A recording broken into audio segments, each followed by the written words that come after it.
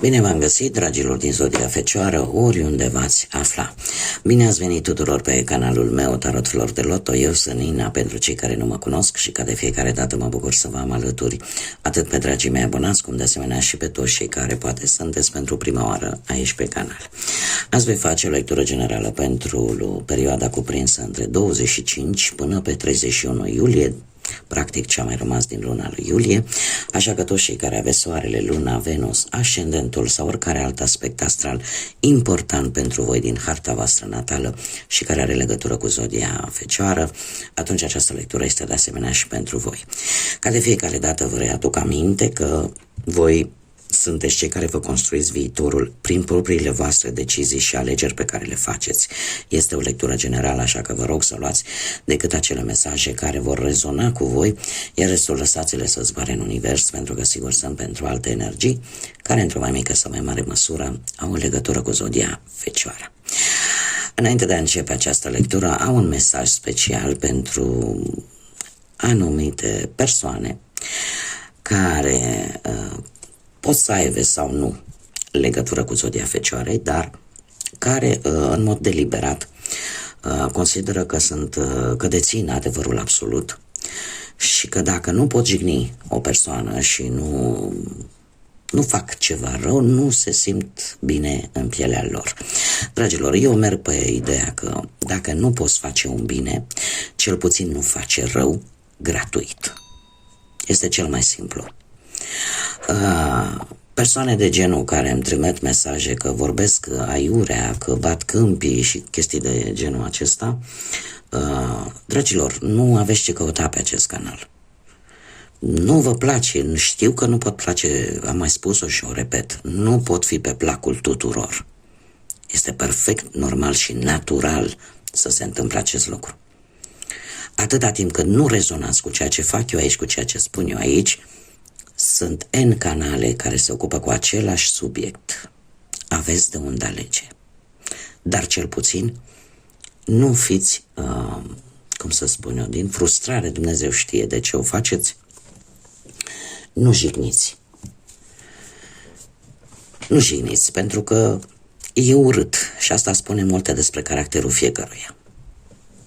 Și cu asta am încheiat această mică paranteză. Am simțit nevoia să o spun pentru că nu știu de ce, dar se pare că Zodia Fecioară are mereu ceva de spus. La Zodia Fecioară există mereu cineva, e adevărat, un ac într-un car cu fân, este foarte adevărat, dar lucrurile astea, cum să spun eu, deranjează. Deranjează pentru că eu, în primul și în primul rând, respect pe toată lumea, vorbesc educat, așa cum am învățat și pe mine părinții mei să o fac, iar acele mesaje de fapt demonstrează o lipsă de educație, o lipsă de empatie și acea tendință, știi, să fac rău cât se poate să fac rău. Așa că pe mine nu mă reprezintă aceste persoane, mă reprezintă cei care rămân alături de mine și au rămas de-a lungul timpului alături de mine. Bun, haideți să trecem la treabă, dragilor, să nu pierdem timpul cu energii care nu și-au rostul. Și să vedem ce vine pentru voi, dragilor, din Fecioară sau cu legături importante în această zodie în ultimele zile din iulie. Dragii mei dragi, o schimbare a avut loc în viața voastră, noi începuturi, orică ați schimbat de casă, orică ați schimbat de locație, ceva s-a schimbat în viața voastră. E adevărat, lucrurile nu vor fi foarte ușor de manevrat, ca să zic așa, sunt anumite temeri, posibil și anumite dificultăți prin care, sau anumite piedici mai degrabă aș spune, care pot apărea în această perioadă, tocmai datorită acestei schimbări destul de importante care au survenit în viața voastră.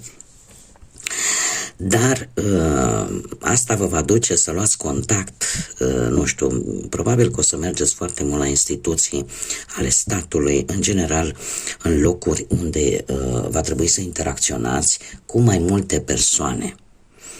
Da? Așa că nu știu, poate că pe la instituții ale statului veți avea de făcut drumuri.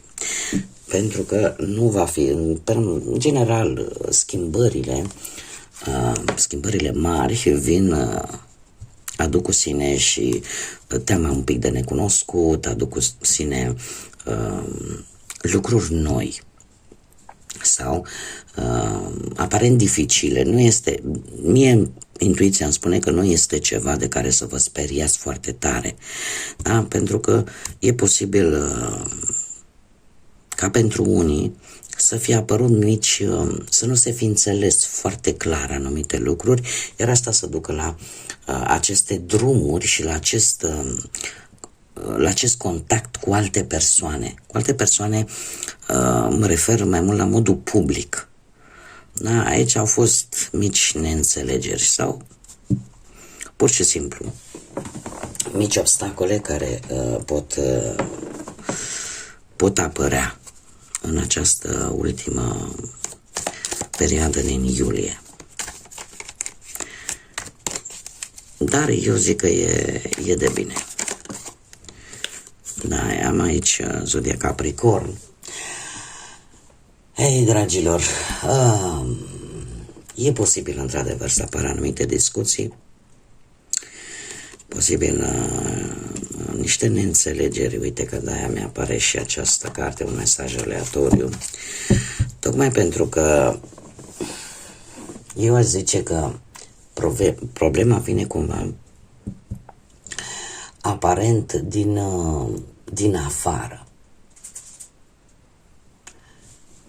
E ceva aici care încă vă ține legați, o situație care încă vă ține legați și vă creează aceste stări de conflict. Poate să fie o intrigă care o țineți la, uite, nu sunteți total, ceva vă ține, o situație din care voi aveți senzația că nu puteți să scăpați, dar veți scăpa. Când o să vă dați seama că de fapt lucrurile nu sunt chiar așa, nu, uite, sunteți foarte nehotărâți. Haideți să vedem totuși ce ne zice tarotul. Ce vine pentru voi, dragilor, în această perioadă 25-31 iulie pe plan profesional. Foarte interesant. Pe plan profesional, dragilor, voi într-adevăr sunteți foarte meticuloși când e vorba de muncă, când e vorba de viața voastră profesională, de cariera voastră profesională. Am aici ca și zodia Berbec și zodia Scorpion, poate rezonați cu aceste două zodii pe planul ăsta al muncii. Cert este că ați traversat o perioadă în care ați avut destul de multe responsabilități, poate la locul de muncă, poate chiar în afacerea voastră pe care unii dintre voi posibil să o aveți, dar le-ați dus la bun sfârșit pe toate. Alții poate că ați căutat un post în care se cereau foarte multe abilități, era un post foarte exigent. Asta îmi spune că e vorba de un job posibil care are legătură cu armata în mare parte sau cu acele joburi în care se poartă o anumită uniformă și în care strictețea, organizarea are o foarte mare importanță. Lucrul ăsta pe voi, până la sfârșitul lui iulie, vă va transforma, vă va face să vedeți lucrurile într-o altă perspectivă, va aduce o schimbare importantă în viața voastră profesională. Poate că unii aveți un șef foarte bine organizat, foarte autoritar, care cumva nu lasă lucrurile așa în voia lor și își menține o anumită strictețe când e vorba de muncă. Iar asta duce, desigur, la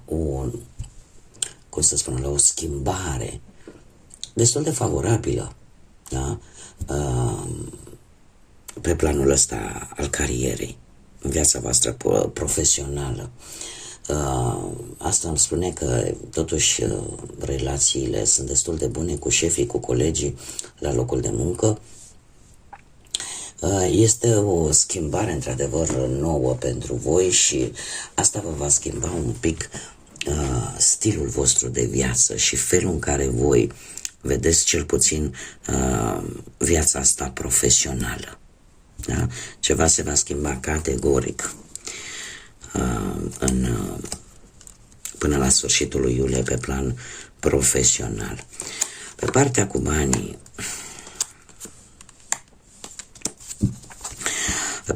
avem ca și zodia Vărsător, zodiile de apă, Rac, Pești, Scorpion, care posibil să aibă o implicare pe partea asta financiară. Totuși, sunteți într-un moment în care ori ați făcut vreo investiție care nu prea a ieșit cum trebuie, ori sunteți într-o stare un pic, ca să zic așa, ori ați făcut vreo alegere și acum un pic suferiți consecințele, o alegere nu tocmai inspirată în ceea ce privește banii. Poate ați investit bani în ceva, poate ați dat bani cuiva, da, și sunteți total nemulțumiți de rezultat. Și din probabil mândrie, unii dintre voi nu vreți să cereți ajutor, vreți să le descurcați voi singurei. Următoarea perioadă pentru voi, dragilor, vine cu steaua. Steaua care îmi spune că totuși ai norocul cumva de partea ta și e posibil să vină un câștig acum pe ultima 100 de metri, un câștig extra. Sau, da, mai ales pentru cei care aveți propria voastră afacere, să apară ceva nou. O nouă afacere, să apară o nouă șansă de a face bănuți.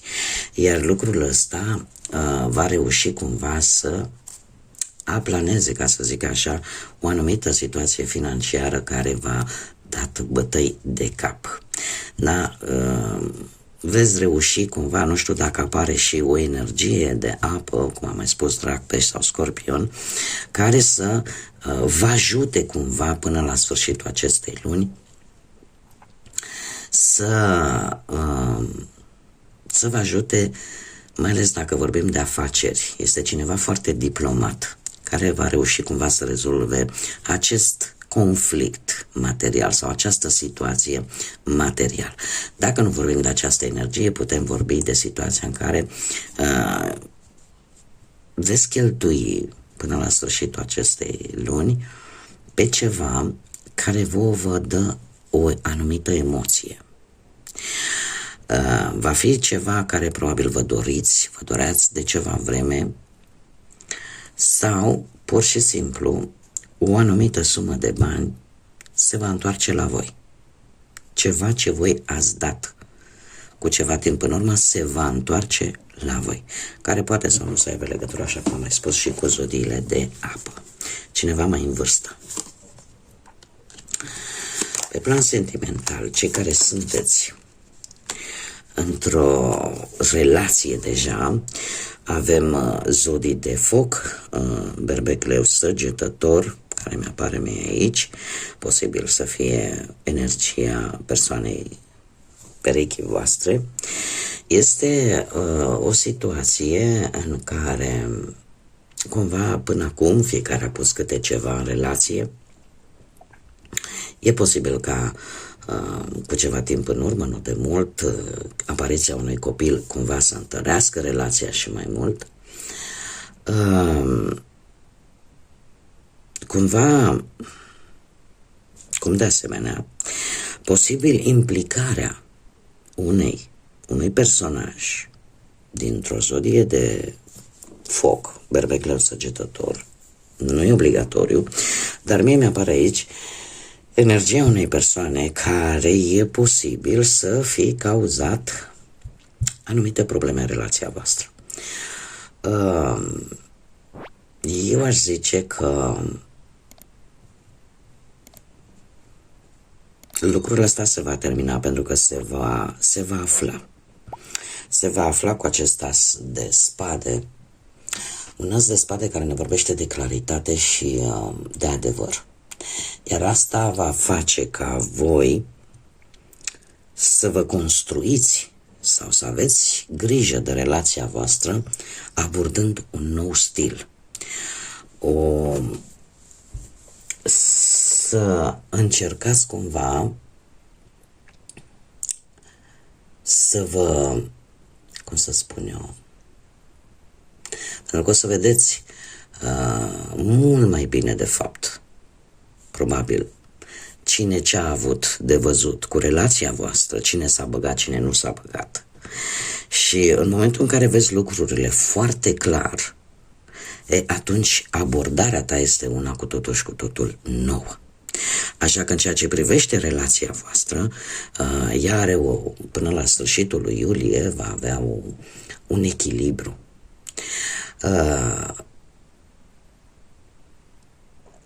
Oricum, te vei gândi la o schimbare, eu aș zice benefică, pozitivă, pentru relația voastră.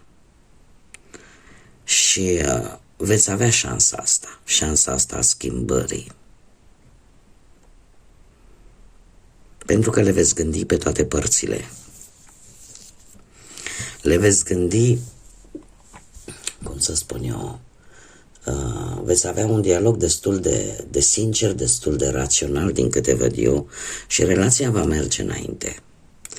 Dar, din câte văd eu aici, asta numai după ce veți afla un adevăr sau după ce veți vedea cu mai multă claritate unde este problema, de ce s-a ajuns la un anumit punct.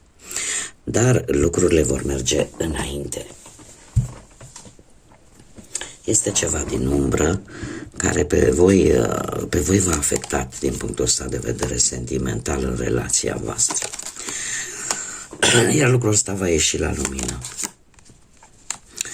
Cei care sunteți singuri, viața voastră sentimentală, pentru cei care sunt singuri, dragilor, voi sunteți un pic mai materialiști, ca să zic așa. Vă interesează poate o relație în care partea asta financiară să nu lipsească, sau poate pur și simplu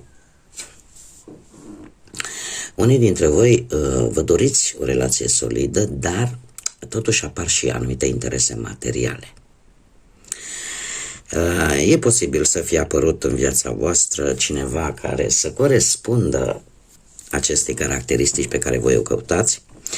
E cineva mai tânăr decât voi, cineva care probabil e tot dintr-o zodie de pământ, Taur, Fecioară, la fel ca și voi, sau Capricorn, cineva care deocamdată nu este implicat emoțional. Poate nu e nici ceea ce căutați voi, dar este cineva care are legătură cu ceea ce faceți voi în acest moment, că e de la muncă, că e, nu știu, are legătură cu ceva de care voi sunteți ocupați în acest moment. Până la sfârșitul lui iulie, totuși apare un blocaj. Mie îmi spune că de moment lucrurile vor stagna. Nu vor avansa până la sfârșitul lui iulie, ori că voi nu bateți un pic pasul pe loc, aveți alte priorități, da? E un autoblocaj voit mai mult. Sau poate că e ceva ce vă împiedică să vă manifestați. Dar mie mi-apare un blocaj în ceea ce privește această conexiune sau această viitoare conexiune. Mergem mai departe. Haideți să vedem și un mesaj pentru voi, dragilor din Fecioară, sau cu conexiuni importante cu această zodie pentru perioada 25-30. Și avem luna, avem numărul 21 sau numărul 3, care poate să vă spună sau nu ceva. Și spune așa: fii mai atent la intuiția ta în această perioadă și mișcă-te înainte cu încredere. Este un îndemn, faptul că avem cifra 3, asta vorbește într-adevăr de foarte multă intuiție și de faptul că folosindu-te de intuiție în această ultimă perioadă din iulie, vă puteți da seama de ceva important. Vă puteți da seama, care să vă ajute să creșteți, să vă ajute să vă recăpătați optimismul. E posibil să fie vorba de anumite situații care, așa cum bine am văzut, implică mai multe persoane. Deci, ascultați-vă intuiția în următoarea perioadă pentru a putea să vă extindeți, pentru că vă va fi de mare ajutor, mai ales în aceste ultime zile din iulie. Bun, dragilor, cam atât am avut pentru voi. Mulțumesc pentru atenție, mulțumesc tuturor pentru sprijinul pe care mi-l acordați în dezvoltarea acestui proiect.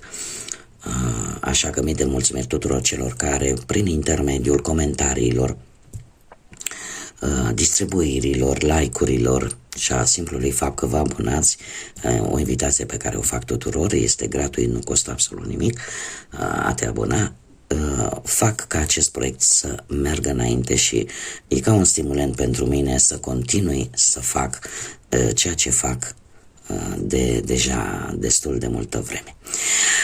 Până data viitoare, când ne vom reîntâlni la o nouă lectură, eu vă doresc tot ce e mai bun, multă energie pozitivă, înțelepciune și multă pace și liniște în suflete și în gânduri. Până data viitoare, când ne vom reîntâlni, numai bine și să fiți iubiți!